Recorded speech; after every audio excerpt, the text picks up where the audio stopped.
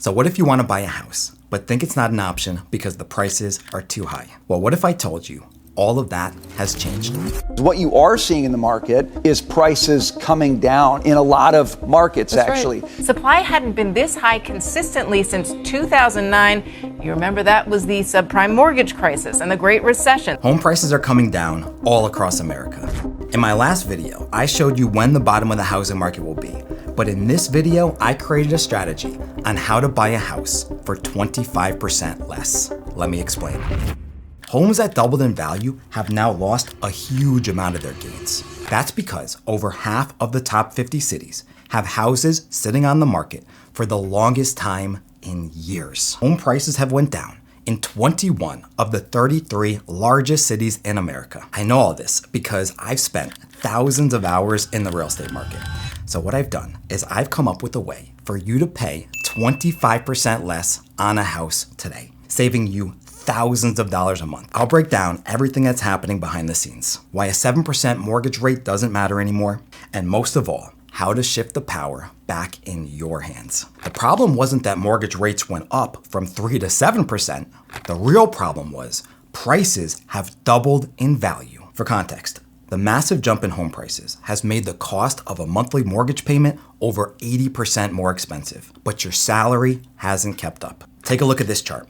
On top, you have home prices in red, and below it, you have your hourly salary in blue. Now, normally, these two lines move together. When the economy is strong, home prices can grow a little faster than income, maybe 4 or 5% a year, but they stay around the same level. However, during recessions, the opposite starts to happen. Notice around 2021, home prices exploded almost in a straight line up, but your income did not. Instead, your salary stayed on the same path it usually does. It's like the housing market was priced for a world where everyone was getting a 30% raise every year, even though paychecks were hardly going up. So if you want to buy a house right now, you need one of two things. You either have to make more money or pay less for the house, which is why I made this video, because we know we're not making more money.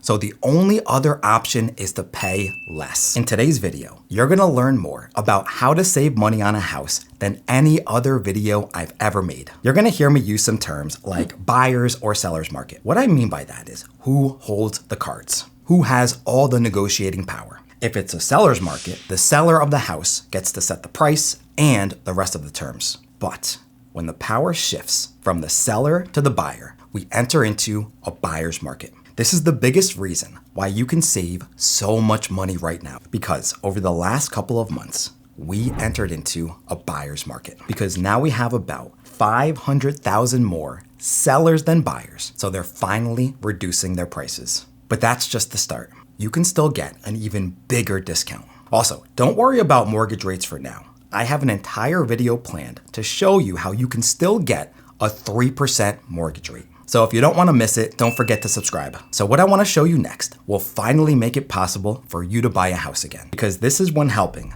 900 families move into a home really starts to pay off. It's how I created this entire strategy to save 25% on a house. Let me show you how powerful these savings are. Let's use a $500,000 home as an example. When you get 25% off, that's a quarter of its value. That's gonna save you $125,000, which makes a $500,000 home a $375,000 home. I know that might sound like a huge difference, but it's actually very reasonable because the market isn't really crashing right now. It's actually correcting itself. So now that we know all that, how do you approach a seller who might think their house is worth way more than it actually is? In fact, I've already done it. I'll tell you the story in a second. But you don't want to be afraid of insulting the seller with a low-priced offer because you have to keep in mind they likely don't have any other offers. So even if they think you offended them, you really didn't. They're going to get over it pretty fast when the days start to pass by and their phone doesn't ring. That's when they're going to start to get desperate, especially a motivated seller that needs to sell their home. Because there's a big difference between someone that wants to sell their home and someone that needs to sell their home. All of this starts with understanding how homes are priced in the first place. The people that list these homes that you see on Zillow, they use something called comps or comparable sales to come up with their listing price. But there's a problem. In a declining market like we have today, Comps are like driving while looking in the rearview mirror. They tell you what a house was worth 4 or 5 months ago, but that's not what it's worth today. In fact, they are worth even less than that, so offering 25% less on someone's house isn't really an insult or a lowball offer. It's a realistic price based on what the house is supposed to be worth. So here's what you want to do to get a seller to accept a 25% lower offer. Let's go back and use this same $500,000 home as an example. You want to start by subtracting 25% less, which would put you around $375,000. Now, the seller is going to reject that immediately. They might even be a little upset, which is what you want. Your first offer isn't meant to be accepted. It's an anchor. It plants a seed of doubt in the seller's mind that they overpriced their house. When the days or weeks or even months go by and they don't get any other offers, they're gonna start seriously thinking about yours. I've done this twice in the last few months. The first house was listed for around $1 million. So using my formula, we offered 25% less, which was around $750,000. The seller rejected it without even a counteroffer, but I knew that was gonna happen. I was patient. I casually followed up every couple weeks as we put in more offers for other houses.